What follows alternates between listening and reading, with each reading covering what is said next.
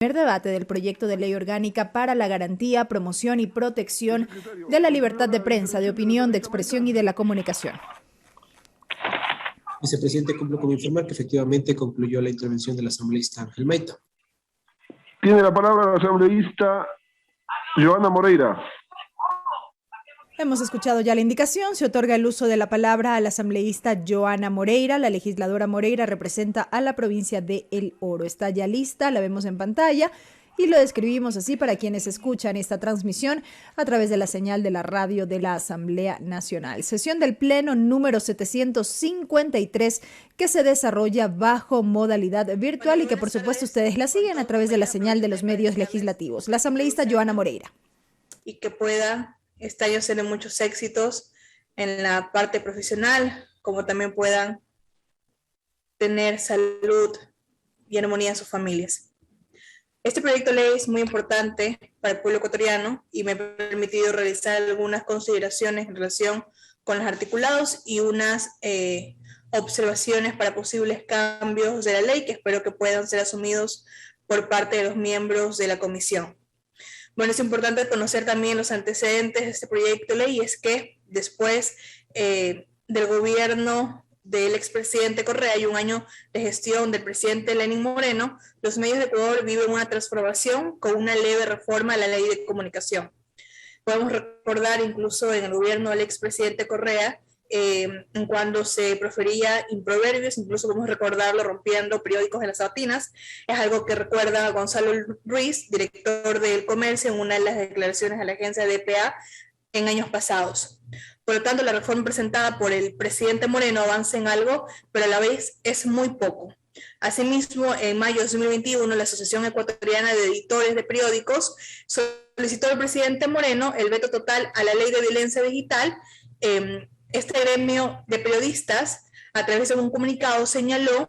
que este nuevo marco legal no fue debatido de manera oportuna y que contenía inconsistencias que al aprobarse darían paso a una serie de problemas y que se atentaría a la libertad de expresión. Pero con la posesión del nuevo presidente Guillermo Lasso se remitió un proyecto a la Asamblea Nacional denominado la Ley de Libertad de Expresión y Comunicación a la Asamblea Nacional, pero que al parecer se había olvidado recoger el mandato constitucional de la consulta popular del 2011 respecto a la existencia del Consejo de Regulación que regule la difusión de contenidos de violencia sexual o discriminatoria. El proyecto de ley orgánica de libertad de expresión y comunicación presentado por el presidente del Ecuador, Guillermo Lasso, elimina el Consejo de Regulación, Desarrollo y Promoción de Comunicación creado por la Ley Orgánica de Comunicación que fue aprobado en el gobierno de Correa. Y ya en el contexto actual, en el articulado de la comisión se destaca atribuciones del Consejo y el mismo se recalca por no aplicarse sanciones, como lo vemos en el artículo 35, que es el Consejo de Comunicación. En su último párrafo determina lo siguiente: en ningún caso el Consejo de Comunicación podrá establecer o aplicar sanciones a medios de comunicación, a periodistas o a trabajadores de la comunicación. Pero entonces, ¿cuál sería la atribución y la finalidad del Consejo? Ya que toda acción de reclamo tendría que ir a las Cortes de Justicia, incluso esperar sanciones para los medios de comunicación. En la coyuntura vivida por la Ley de Comunicación anterior, se había decidido crear una nueva ley. Sin embargo, esta se deja en vigencia todos los artículos de la actual Ley de Comunicación y crea un nuevo cuerpo normativo denominado Ley de Publicidad, Producción Nacional y Espectro Radioeléctrico. El carácter de esa ley sería ordinario y genera una potencial facilidad para que los grupos de poder propongan iniciativas para continuar fomentando monopolios e incluso privatizaciones en el espacio radioeléctrico. Este informe presentado a la Asamblea Nacional se justifica ampliamente la autorregulación de los medios de comunicación mediante múltiples precedentes provenientes de la Corte Interamericana de los Derechos Humanos y la Comisión Interamericana de los Derechos Humanos. Pero lo que no se mira es, detrás de esto, es la composición de una mayoría afín del gobierno en los miembros del Consejo de Comunicación y sobre todo la inacción del mismo Consejo para poder sancionar a los medios que puedan incurrir en impases con la ciudadanía. En relación con el objeto número 1, ya justamente a los articulados de este proyecto de ley, bueno, de este informe que ha sido presentado por el primer debate, hay que considerar que debe existir una separación entre el objetivo de la ley y, por otro lado, crear un artículo en el que detalle la finalidad de la misma, y de esto se podría recoger de los múltiples proyectos que han sido 5 en su totalidad, que han sido presentados a la Comisión de Relaciones Internacionales.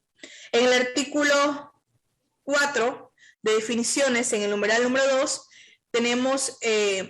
en el que la Ley de Seguridad Pública del Estado sigue vigente, por lo cual que se ubique esta definición que tiene que cerrarse y estar en consecuencia con lo que dictamina la ley en cuanto a información calificada, ya que la divide en secreta, reservada y confidencial, pero la misma podría ser descalificada porque se presenta en la actual ley como reservada, secreta y secretísima. Tanto la reservada en 5 años, la secreta en 10 años y la secretísima en 15 años. Y en esta ley no consta la calificación de confidencial como consta en el artículo 19 de esta ley vigente. Entonces tiene que revisarse toda la normativa que legalmente de nuestro país y en sus instituciones, cuál sigue vigente justamente para la información de la calificación. En el artículo 8 de eximentes de responsabilidad, en cuanto a casos de concurrencia, se tendrá que esperar que exista una sanción, como yo le he mencionado, y quizás solo una publicación pueda ser decisivo en determinar la imagen de la persona afectada. Entonces tendremos que mejorar ese articulado, ya que no garantiza ni fortalece los derechos de las personas afectadas como lo expone el objeto de esta ley. Aquí es importante recordar lo que pasó con la acción del señor Pelachini, quien, este caso que conmocionó a todos los ecuatorianos y ecuatorianas el 7 de agosto de 2021, que luego de una petición que tuvimos que hacer y de una revuelta total que existió en los medios de comunicación, hicimos una petición para que la Defensoría del Pueblo pueda emitir medidas de cumplimiento obligatorio en su contra, que en el término de 2 días tenía que emitir disculpas públicas en el mismo espacio y en el mismo horario de su programa radial. Recordarán que las declaraciones del actor Pelachini fueron justamente que él se mantenía en las versiones que había dado en este medio de comunicación, incluso el medio de comunicación no dio declaraciones en relación con estos argumentos que presentó, que eran justamente misóginos, machistas y que llamaban a la violencia, sino hasta que la Defensoría del Pueblo tuvo que haber actuado por una petición que se realizó desde la Asamblea Nacional. Entonces, estos marcan los precedentes de las actuaciones que se realizan en los medios de comunicación. Entonces, justamente es importantísimo que se pueda fortalecer los derechos de las personas afectadas y que no tengamos que esperar recurrir a la justicia con sanciones para que podamos tener la reparación. En relación con el artículo 6 de la actividad periodística, tenemos en el numeral 3, podríamos argumentar lo siguiente, podríamos agregar justamente para tener un mayor marco normativo, podemos agregar así también de forma concordante de que los contenidos puedan ser producidos en otros países, pero transmitidos a nivel nacional, productos que quizás no cumplen con la normativa legal o la tipificación de delitos vigentes en el país. Un ejemplo clarísimo es lo que vivimos hace días anteriores, el ejemplo que mientras que en Colombia ya se iniciaba investigaciones por parte de la Fiscalía por los hechos que ocurrieron en el programa denominado MasterChef Ecuador, el programa 34 del 3 de enero del 2022, en Ecuador no hubo una acción contundente por parte de las instituciones estatales, ni siquiera existió una disculpa por parte del canal Teleamazonas, y quizás justamente por la falta de herramientas en el manejo de contenidos que se transmiten en este país. Entonces, tenemos justamente esos antecedentes y creo que es importante poder agregar ese articulado y se tiene que incrementar en esta línea también las acciones del Consejo, que permitirá tener una acción más eficaz en la vigilancia del control de contenidos de acuerdo a nuestro propio marco normativo. Existe una petición de contenido violento por los hechos transmitidos en el espacio Teleamazonas, sin embargo no existe ningún pronunciamiento. Si tenemos un consejo, ¿para qué va a servir si no puede regular el mismo?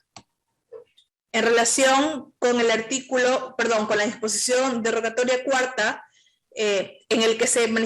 establece claramente, cámbiese el nombre de la Ley Orgánica de Comunicación promulgada en el Registro Oficial,